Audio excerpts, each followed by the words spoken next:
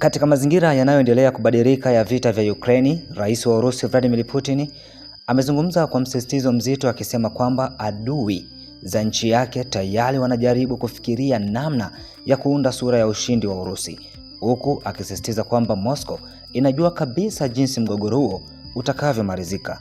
Kauli hiyo imezua tafakari mpya katika mgogoro unaoendelea wa vita kati ya Urusi na Ukraine, ambao umeendelea kuwa chanzo cha mvutano mkubwa kati ya Urusi na mataifa ya Magharibi kwa zaidi ya miaka minne sasa. Akizungumza katika mkutano wa viongozi wa serikali za mitaa mjini Moscow, Putin alijibu maoni ya Evgeny Chistov, kiongozi wa bunge la jiji la Nizhny Novgorod, aliyedai kuwa hata maadui wa Urusi hawaoni shaka kwamba vita hivyo vitaisha kwa ushindi wa Moscow.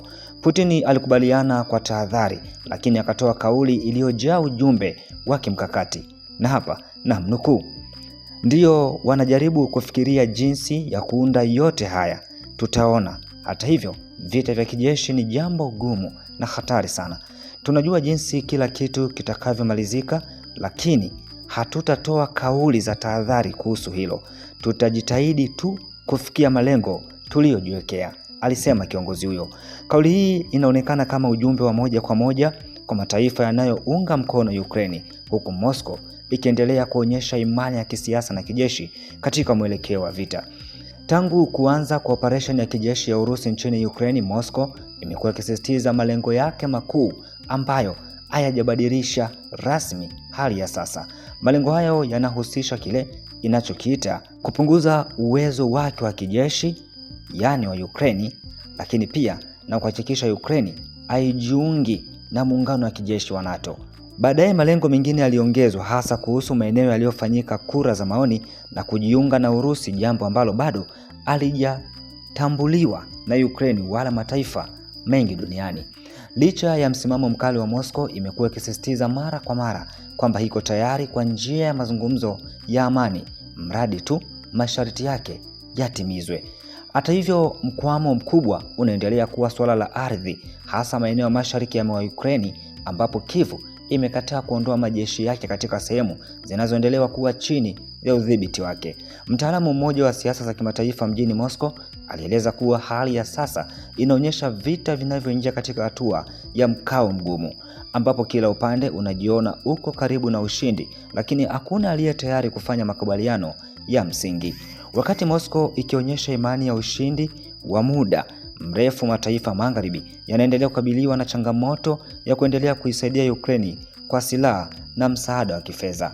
Ripoti za vyombo vya habari vya kimataifa zimekuwa zikionyesha kuwa baadhi ya nchi muhimu zinazoiunga mkono Ukraine zimeanza kuhofia ucheleweshaji wa usambazaji wa silaha na mzigo wa kifedha unaoongezeka kadri vita vinavyoendelea. Hali hiyo imeongeza shinikizo la kisiasa ndani ya Ulaya na Marekani, huku namna ya kusimamia vita ambavyo havionyeshi dalili za kumalizika haraka. Kwa sasa vita vya Ukraine vimeendelea kuwa moja ya migogoro mikubwa ya kisiasa yenye athari ya kiuchumi, kisiasa na kijeshi duniani. Kauli ya Putin imeongeza tena mjadala kuhusu ni nani anaweza kuamua sura ya mwisho wa vita hivyo. Je, ni kupitia uwanja wa vita au kupitia meza ya mazungumzo? Wakati maswali hayo yakisalia bila majibu, dunia inaendelea kushuhudia vita vinavyoonekana kuingia katika hatua ya muda mrefu, ambapo kila kauli ya viongozi wakuu inaweza kubadili hisia za kisiasa duniani kwa kasi isiyo kifani. Lakini katika hatua nyingine, waziri wa mambo ya nje wa Urusi Sergei Lavrov amezungumza kwa lugha nzito yenye ujumbe uliojaa historia, lawama na tahadhari kali kuhusu mustakabali wa Ulaya na NATO. Kwa mujibu wa msimamo wa Moscow, mgogoro wa Ukraine au kuanza jana wala juzi, unachukuliwa kama matokeo ya miaka mingi ya maandalizi ya kisiasa, kijeshi na kiusalama yaliyojengwa hatua kwa hatua, huku NATO ikilaumiwa kwa kupanuka kuelekea mashariki na kuibadilisha Ukraine kuwa, kwa mtazamo wa Urusi, ngome ya uhasama dhidi yake. Lavrov alisisitiza kwamba kile kinachoendelea sasa si tu tukio la ghafla, bali ni kilele cha mchakato mrefu wa mabadiliko ya kisiasa uliodumu kwa miaka, ambapo Urusi inadai kuwa maslahi yake ya usalama yalipuuzwa kwa makusudi. Kwa Moscow, Upanuzi wa NATO kuelekea mipaka yake umekuwa si tu suala la diplomasia, bali ni tishio la moja kwa moja la kiusalama. Katika maelezo yake yenye msimamo na yenye msisitizo wa kisiasa, Lavrov hakusita kuzungumzia hali ya sasa ya NATO, akiiweka katika picha ya muungano unaokumbwa na changamoto za ndani. Alisema kuwa licha ya kuwa bado ipo, mustakabali wa NATO si thabiti kama ilivyokuwa zamani, hasa kutokana na migawanyiko ya kisiasa ndani ya nchi wanachama na misimamo tofauti kuhusu mustakabali wa ulinzi wa pamoja. Hata hivyo, alisisitiza kuwa Urusi haitegemei kuona NATO ikitoweka, bali inaiangalia kama muungano unaobadilika tabia, lakini unaobaki na sura ya ushirikiano wa kijeshi wenye mwelekeo wa mashambulizi dhidi ya maslahi ya Urusi.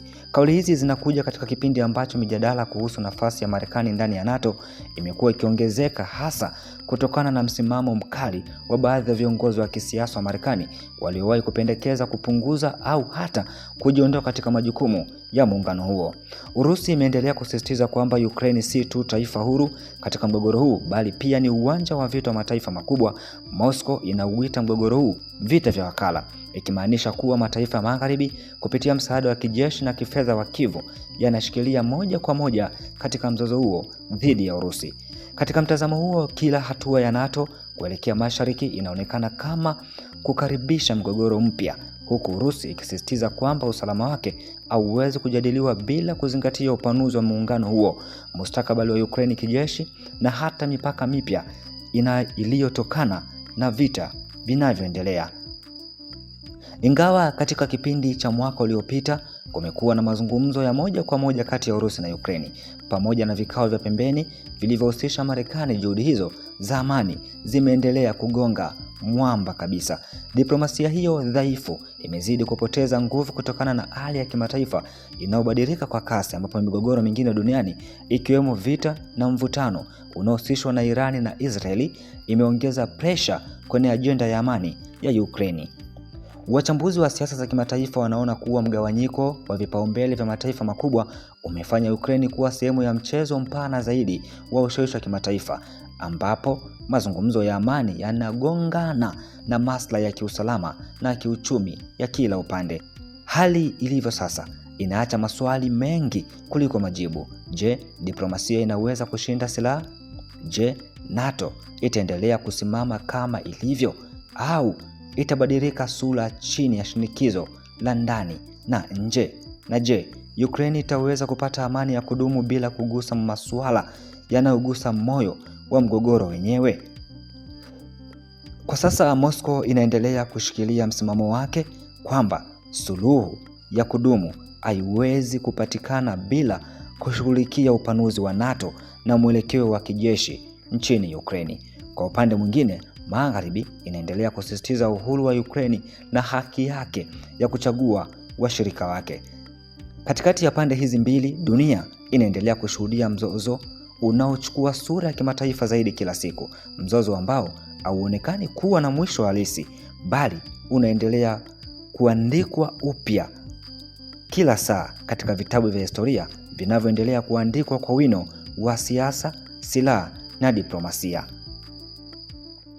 Katika hatua nyingine, hatua inayozidi kuongeza joto la vita vinavyoendelea mashariki mwa Ulaya, kauli kali kutoka kwa mwanasiasa mkongwe wa Urusi Dmitry Medvedev imezua taharuki mpya katika medani za diplomasia ya kimataifa, huku akieleza kwamba orodha ya viwanda vinavyohusishwa na uzalishaji wa ndege zisizo na rubani, yani drones, kwa ajili ya Ukraine inaweza kutazamwa kama orodha ya malengo halali ya kijeshi. Kauli hiyo imekuja kufuatia hatua ya Wizara ya Ulinzi ya Urusi, Russian Defense Ministry, kuchapisha orodha ya maeneo kadhaa ya viwanda barani Ulaya yanayodaiwa kuhusika moja kwa moja au kwa njia isiyo ya moja kwa moja katika kusaidia uzalishaji wa silaha zinazoelekezwa kwa Ukraine katika muktadha wa vita vya Urusi na Ukraine. Kwa mujibu wa taarifa hiyo ya kijeshi ya Urusi, baadhi ya viwanda vinavyotengenezwa sehemu za drone au vinavyoshiriki katika mlolongo wa uzalishaji wake vimepatikana katika nchi mbalimbali za Ulaya zikiwemo Uingereza, Ujerumani, Denmark, Uholanzi, Latvia, Lithuania, Finland na Poland. Aidha, Urusi inadai kuwa kuna viwanda vinavyohusika na utengenezaji wa vipengele vya ndege hizo visivyo na rubani katika nchi za Italia, Uturuki, Hispania na hata Israeli, ambazo baadaye bidhaa zake huishia kupelekwa Ukraine kwa matumizi ya kijeshi. Hii inakuja wakati ambapo mataifa ya Magharibi yakielekea kuongeza msaada wa kijeshi kwa Kyiv, hatua ambayo Moscow imekuwa ikitafsiri kama kuongezwa kwa ushirikiano wa moja kwa moja wa NATO na washirika wake katika vita hivyo. Katika ujumbe wake uliochapishwa mtandaoni kupitia mtandao wa X, Dmitry Medvedev alionya wazi kwamba Urusi haitazichukulia viwanda hivyo kama maeneo ya kawaida ya kiraia iwapo vitaendelea kwa kasi ya sasa. Alisisitiza kuwa orodha iliyotolewa na Wizara ya Ulinzi inapaswa kueleweka moja kwa moja kama ramani ya maeneo ambayo yanaweza kuwa chini ya shinikizo la kijeshi la Urusi endapo hali itaendelea kuwa mbaya. Kauli yake inaonekana kama ujumbe wa moja kwa moja kwamba nchi za Ulaya akizitaka kuzingatia umakini athari za kuhusika kwao katika kusaidia uzalishaji wa silaha kwa Ukraine. Wachambuzi wa masuala ya kimataifa wanasema hatua hii inaweza kuongeza shinikizo katika mahusiano ambayo tayari yako kwenye ukingo wa kuvunjika kati ya Urusi na mataifa ya Magharibi. Tangu kuanza kwa vita hiyo, nchi za Ulaya zimekuwa mstari wa mbele katika kuiunga mkono Ukraine kwa silaha, mafunzo na msaada wa kifedha, hatua ambayo Moscow inaiona kama uchochezi wa moja kwa moja. Kwa upande mwingine, Ukraine na washirika wake wanasema msaada huo ni muhimu ili kuzuia kile wanachokiita uvamizi wa Urusi na kulinda mamlaka ya taifa. Huku taarifa za ongezeko la uzalishaji wa drones za masafa marefu zikiendelea kuibuka, wasiwasi umeongezeka kuwa vita hivyo vinaweza kuingia hatua mpya ya kimataifa zaidi, ambapo maeneo ya uzalishaji wa silaha ya nje ya Ukraine yanaweza kuhusishwa moja kwa moja katika mzozo huo. Wizara ya Ulinzi ya Urusi imesisitiza kuwa ongezeko la viwanda vya kijeshi vinavyohusiana na Ukraine inaweza kuibua hatari ya kuipanua vita na kuvuta mataifa zaidi kwenye mgogoro huo. Kauli ya Dmitry Medvedev na orodha iliyotolewa na Russia Defense Ministry zinaacha maswali mazito kuhusu mustakabali wa usalama wa Ulaya na uwezekano wa mzozo huo kuvuka mipaka.